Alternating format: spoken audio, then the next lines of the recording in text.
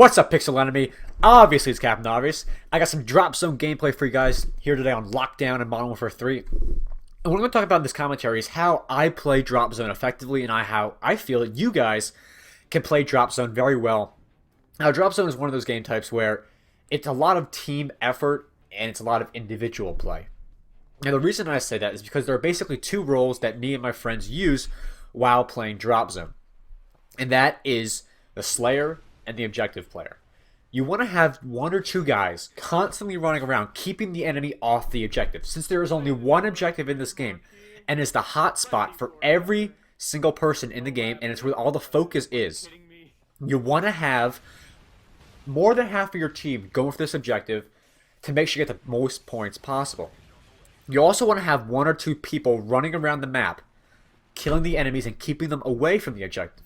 Now, in all the games when I play Drop Zone with my buddies, I always take the role of the Slayer.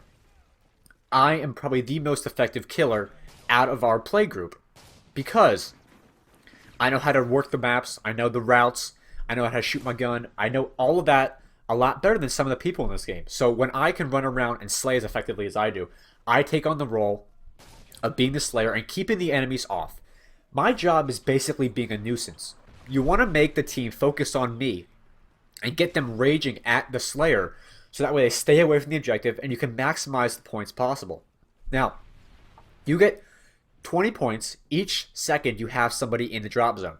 Now, let's say you have 5 other people on your team, that is 100 points a second. Therefore, you only need 75 seconds as a team collectively in the Drop Zone at one time.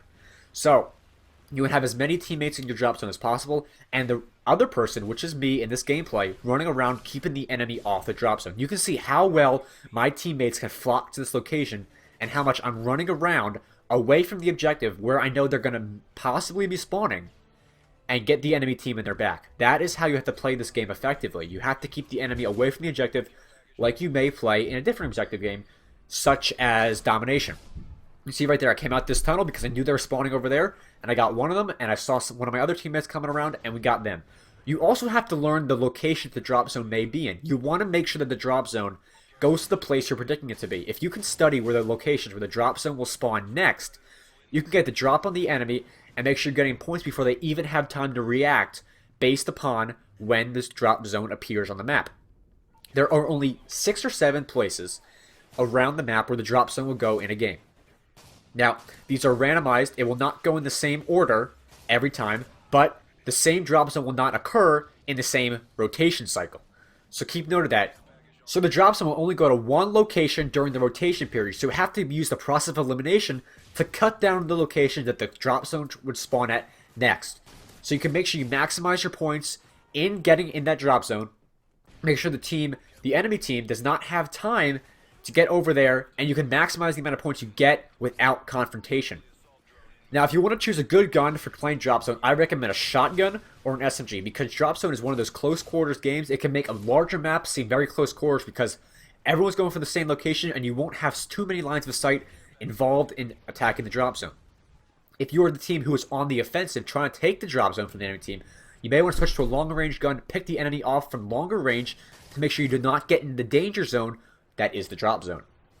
And finally, you want to maximize the amount of care package your team gets, because that air support makes this game a whole lot easier.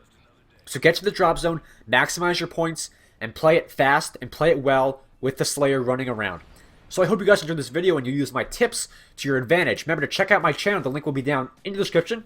Check me out on Twitter and Facebook. Those links are in the description as well. And as always, rate, comment, and subscribe. And I'll see you guys later.